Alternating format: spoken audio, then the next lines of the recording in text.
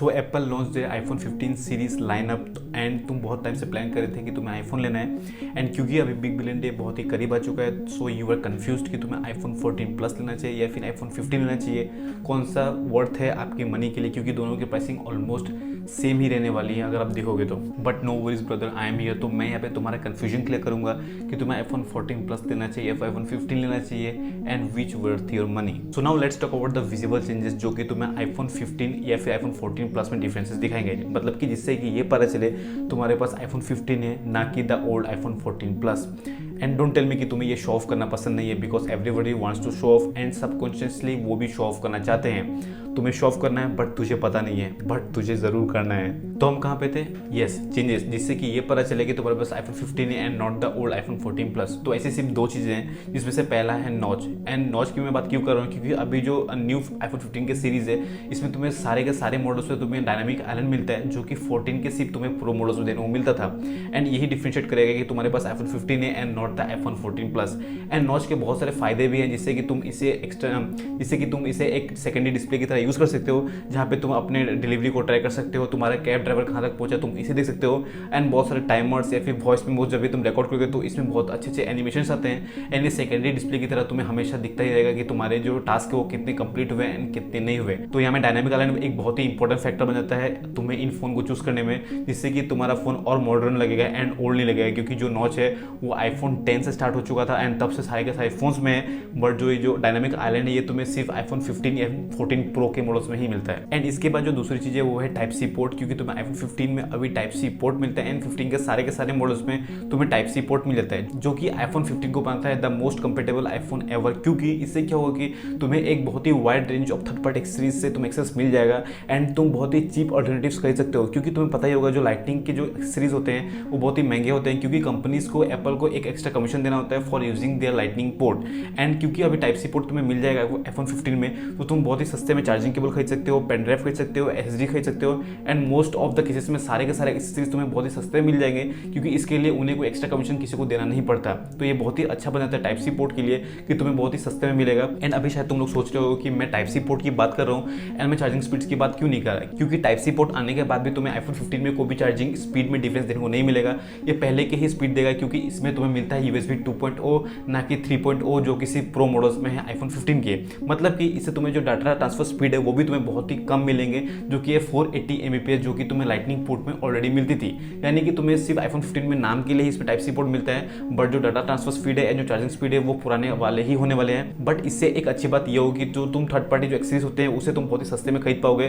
Charging cables and जो पेनड्राइव्स मैंने जो कहा वो तुम बहुत ही सस्ते में एंड बहुत ही चीप ऑल्टरनेटिव्स तुम उसके बाय कर सकते हो। तो चलो इसके बाद हम बात करते हैं सबसे इंपॉर्टेंट फैक्टर के बारे में, जो कि है प्रोसेसर के बारे में। अगर मैं बात करूँ प्रोसेसर की तो तुम्हें आईफोन 15 में मिलेगा A16 प्रोसेसर एंड जो आईफोन 14 प्लस है तुम्हें इसमें मिलेगा A15 बायोनिक का प्रोसेसर। लेकिन इन दोनों में जो डिफरेंस है वो बहुत ही नेग्लिजिबल है, यानी कि 17 या फिर 18% का ही तुम्हें इंक्रीज देखने को मिलेगा अगर तुम कंपेयर करो A15 A16 के बीच में। तो तुम्हें बहुत ही ज़्यादा इंक्रीमेंटल डिफरेंस देखने को नहीं मिलता। डिफरेंसेस हैं लेकिन उतने ज़्यादा इंक्रीमेंटल नहीं कि तुम्हें डिसीजन बनाने में मदद करे कि इन दोनों फोन से तुम्हें कौन सा लेना है। तो प्रोसेसर के मामले में दोनों ही बहुत ही अच्छे एंड बहुत ही फ्यूचर प्रूफ भी हैं, तुम इसे बहुत लॉन्ग टर्म तक इन्हें यूज़ कर सकते हो। सो आप दोनों ही फोन लो, दोनों में ही प्रोसेसर बहुत ही अच्छे हैं, तो आप दोनों में से किसी को भी चूज कर सकते हो अगर आपको प्रोसेसर से मतलब है तो। Now let's talk about the cameras of this iPhone 14 plus and iPhone 15।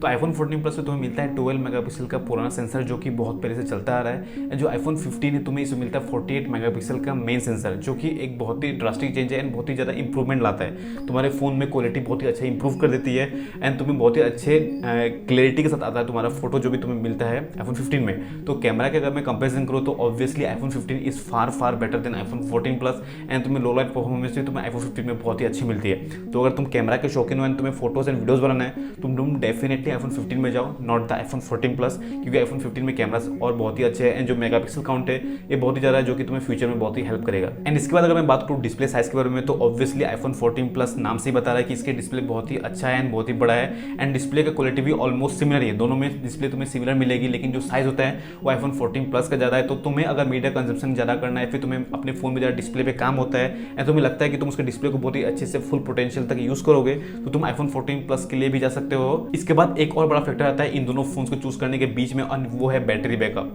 तुम्हें आईफोन 14 प्लस में ऑब्वियसली ज़्यादा बैटरी बैकअप मिलेगी क्योंकि इसका फॉर्म फैक्टर बड़ा है, इसका डिस्प्ले बड़ा है, तो तुम्हें इसमें बैटरी भी बड़ी मिलती है। एंड इसका बैकअप भी तुम्हें 2 से ढाई घंटे तक तुम्हें ज़्यादा देखने को मिलेगा आईफोन 15 के मुकाबले, जो कि तुम्हें आईफोन 15 में थोड़ा कम मिलेगा बैकअप। तो ये भी एक फैक्टर है आईफोन 14 प्लस को चूज करने का ओवर आईफोन 15। इसके बाद तुम्हें आईफोन 15 में एक अल्ट्रा वाइड बैंड चिप मिलती है जो कि आईफोन 14 प्लस में नहीं है। एंड इससे क्या होता है कि जो आईफोन 15 सीरीज वाले मॉडल्स है या फिर उसके बाद जो फोन्स आएंगे उसे तुम और प्रिसाइसली अपने फोन्स को लोकेट कर पाओगे, या फिर जो अपने दोस्तों को जो कि आईफोन 15 या फिर उससे ऊपर कुछ चला रहे होंगे उसे तुम और एग्जैक्टली और प्रिसाइसली ढूंढ पाओगे। एंड इसके बाद अगर मैं बात करूं कलर ऑप्शंस के बारे में, तो आईफोन 15 में तुम्हें कलर ऑप्शंस बहुत ही अच्छे मिलते हैं, बहुत ही सारे कलर्स हैं, तो ये भी एक अच्छी बात है आईफोन 15 के लिए। एंड इसके बाद हम बात करते हैं लॉन्ग टर्म के बारे में, यानी कि जो फ्यूचर प्रूफिंग है वो किसकी बेहतर है। तो फ्यूचर प्रूफिंग की अगर मैं बात करूं तो आईफोन 15 ज्यादा फ्यूचर प्रूफ होगा, एंड नहीं भी तो 1 से 2 साल ज्यादा चलेगा आईफोन 14 प्लस के मुकाबले, क्योंकि थोड़ा लेट आया है। तो इसमें अपडेट्स भी तुम्हें बहुत ही लॉन्ग टर्म तक मिलने वाले, यानी कि बहुत ही ज्यादा टाइम तक तुम्हें आईफोन 15 में अपडेट मिलेगा जो कि तुम्हें और फ्यूचर प्रूफ बना देगा।